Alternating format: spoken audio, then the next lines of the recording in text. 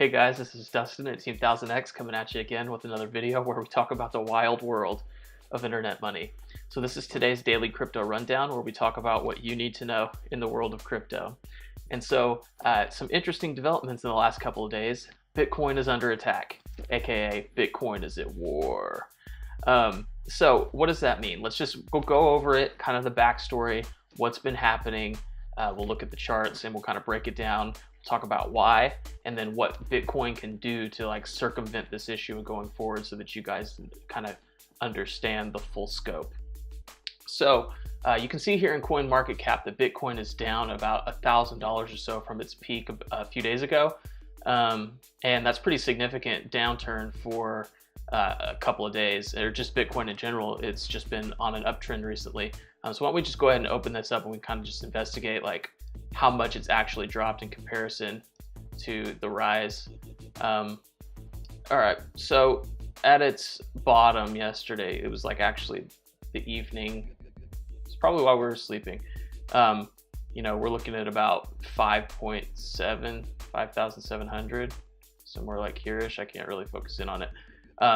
You know, but from the top, it's 78.6 right there to 57. I mean, that's a pretty significant drop, especially when you're just on this tremendous bull run for the last month or so.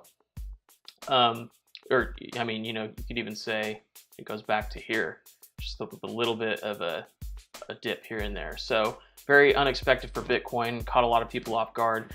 I knew it was coming, just not in the shape and form that it was going to come in. So that kind of leads us into the backstory. So, you know, there are hard forks that come out that some of them are going to, you know, with certain people in the community, it'll speak to those guys and they'll want to back those hard forks in which the functionality that's coming with them is worthy of them to abandon the original core chain and jump ship to this new chain because it, you know, has the potential of becoming more than Bitcoin is. You know, like to me, a lot of those things have to do with greed and control, and so I automatically dismiss them, but they speak to other people, so they have their own reasons to believe in that. Maybe if they're invested and they have bias, I'm not sure. Everyone's got their own reasoning, but all of the functionality that is wanted in these new hard forks can eventually come into the main chain. It's just a slower, more methodical process because they're trying to preserve things and vote democratically and go through due process in that community. So that's more of the approach that I believe in, but there are others that want this quicker, and a hard fork is a way to do that because you'll have developers creating code off of the existing chain, integrating that in you know, whatever way that they want without any kind of, you know, process or checks and balances, and then they'll push it out, and then that will be potentially a competitor to Bitcoin that if the market decides has enough mojo will conquer over the existing Bitcoin chain. So with SegWit2x, when it came out, so we're just going to kind of go over this real quick. When it came out, you know, it was promising all of these things. And as we all know, a couple days ago, it was canceled. It was supposed to roll out on the 16th, which I believe is in a couple days still. So would have been 4 days from now. And it was supposed, that was when the snapshot was going to get taken. And the, we're looking at this chart. The thought process was that Bitcoin was going to continue to rise up here like this. And at some point when the snapshot was taken, all of this pump that people were doing to get free coins, it would have dropped off and went into alts, spread about the ecosystem of the entire cryptocurrency market cap and kind of redistribute itself into where it needed to be. So instead of that, what ended up happening is that SegWit2x got canceled, and so there was still a lot of money into Bitcoin. And so that first couple hours that day, we saw you know, all of these Bitcoin, or excuse me, these altcoins kind of rise up, and they were all in the green. What eventually was going to happen, we saw it earlier because there was no event. There was nothing we were waiting for. But then a few hours after that, Bitcoin Cash began to pump really hard. So let's just go ahead and click into this and we'll look at kind of what was happening there. So we'll get that chart. I believe it was around $800 when it first started to pump. It might have been even cheaper than that in the sixes. So look at this. Yeah, 630, 629. So what happened is, for whatever reason, there was just this massive pump into Bitcoin Cash. Now, one would think that there would be a reason very evident to everyone if the market was going to shift that hard into one thing. Okay, that's not the case. If you do diligence on this, you can see that there's a majority of this all coming from, well, 50% of it is coming from like South Korea, and you have some of the players that were kind of like behind SegWit 2x, like putting money in different places, and we can go through some of that, and just helping to promote this market manipulation is what I see in my eyes. You know, I'm not a financial advisor. I'm not giving you financial advice. This is all my own opinions based off of things that I see in terms of looking at patterns. So here you can see that it happened really, really fast. And if you go back, it's not really happening anywhere else. It's sporadic. So, you know, why Bitcoin Cash is the question. You know, you can look at its functionalities and what it offers. It's inferior to even SegWit 2x in my opinion. It didn't have the 20 megabit block size that, you know, would have made transactions faster. Is it faster than Bitcoin? Yeah, you can tell. Well, so maybe that's what people were doing, is they were saying like, oh, you know, it's a little bit faster, so we'll go into there. And so what's happening as a result of this? Okay, so when the miners decide to stop mining Bitcoin transactions and they start mining Bitcoin Cash transactions or anything else instead that's running on the same algorithm. So quick sidebar, all of these coins have, you know, some of them are the same algorithms, most of them aren't. So they're different types, and you know, the ones that really compete against each other are the ones that are on the different algos. So this one is, you know, for instance, Equihash. So that is not what Bitcoin and Bitcoin Cash use. They use a separate one. But because these two are on the same, they're competing against miner capacity. So if this, for whatever reason, is more profitable to mine for miners, they will switch to this, and they will get more money, and it'll be a good return and everyone's happy. However, what ends up happening to the chain that they're abandoning is this right here. Look at this. Bitcoin right now has over 172,000 unconfirmed transactions and growing. So this means that if you were to buy something in Bitcoin now, it would take even longer for you to get processed, and it's even more expensive. So that's a net result of abandonment in the network, and that's what these competitors to Bitcoin are hoping for, is that they can clog the network so much that it becomes unpalatable for people to use it, and therefore they will abandon it, and you know, their coin will rise while Bitcoin is not rising. So this is a symptom of bad management, in my opinion, of the Bitcoin core group not looking at their competitors seriously and understanding that this kind of thing was actually possible. Do I believe that it's going to maintain itself? No, but I really hope that this is a clear warning sign for those individuals who are looking at this to start taking their competition seriously, get the technology that they need in place to circumvent this stuff and move forward and become the owners of that. So I kind of skipped ahead to future steps there. I'll circle back and state them again at the end of this, but in order to avoid this, you must not be egotistical, okay? Understand that that's how civilizations fall, is when you underestimate your enemies for whatever reason. Even if they are inferior, you can still have a weakness, and clearly it's being exploited here. So going back to here on the Bitcoin Cash chart, when all this money started to pump in from Korea or wherever else, you know, people obviously in the real marketplace were seeing this, and they were like, FOMO, fear of missing out, and they were wanting to jump on this bandwagon while they could so that they can make profit at the top, right? So maybe around here, that's when that started happening, and there was a market shift. But you know, you can see that there are people already kind of tracking this that smell something fishy like me. And there's a good Reddit post here where it's like Roger Ver sent 25K of BTC to Bitfinex.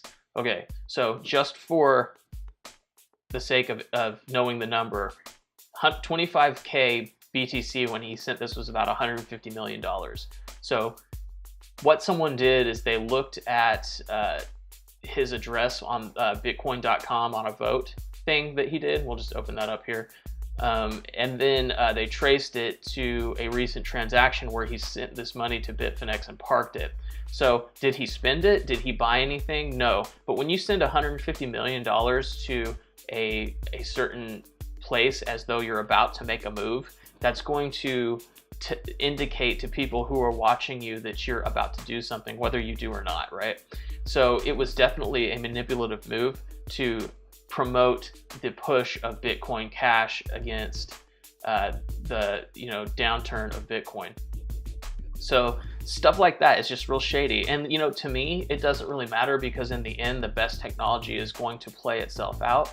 However, when this crashes, that's going to be a pretty bad burn for a lot of people. And you can already see it's really dropping. So this was just a quick push, and the goal here for them will be to raise this from whatever it was when it started rising, and maybe the new normal will kind of like balance around here at $1,000 or something. So it was just kind of like a low blow to gain an inch.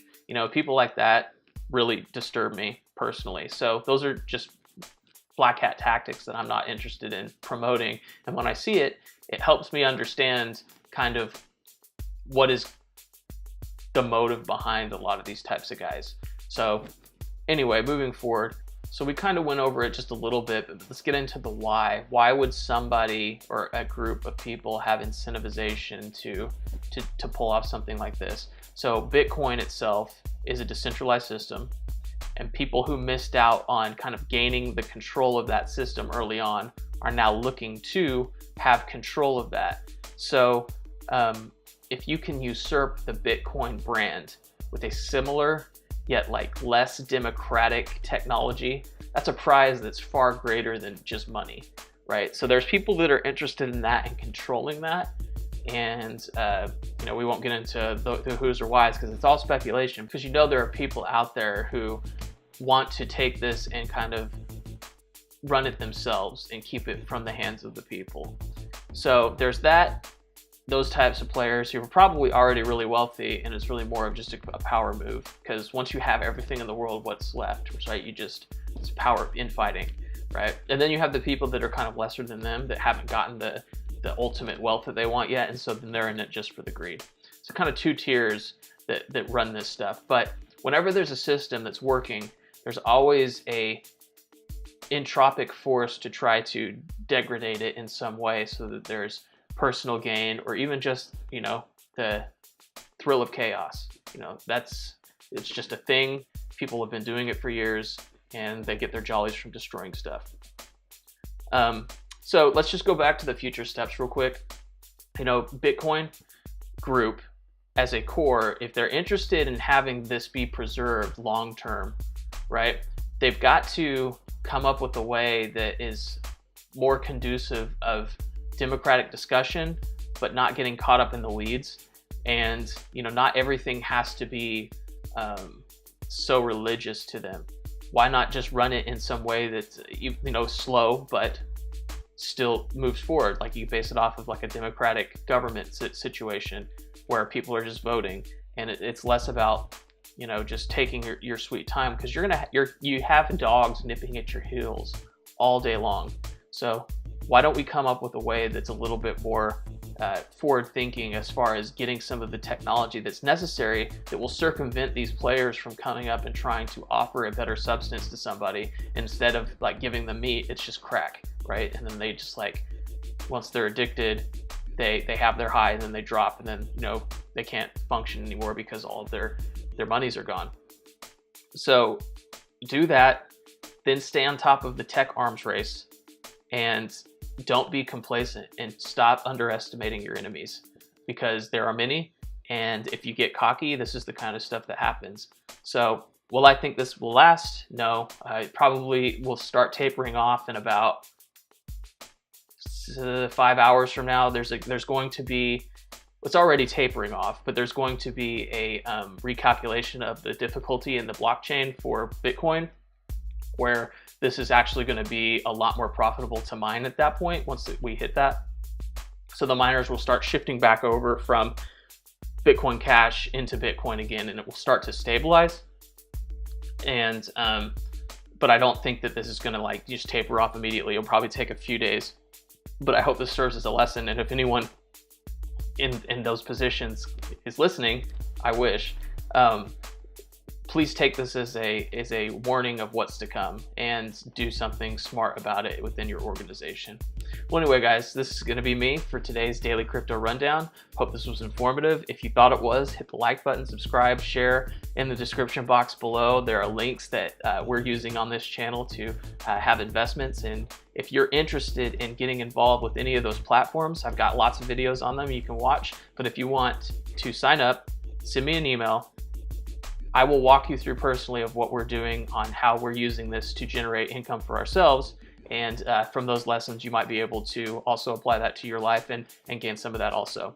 So if that's interesting to you, sign up, send me an email, let me know, and we'll get connected. All right, guys, that's going to be it for today. Talk to you later. Peace.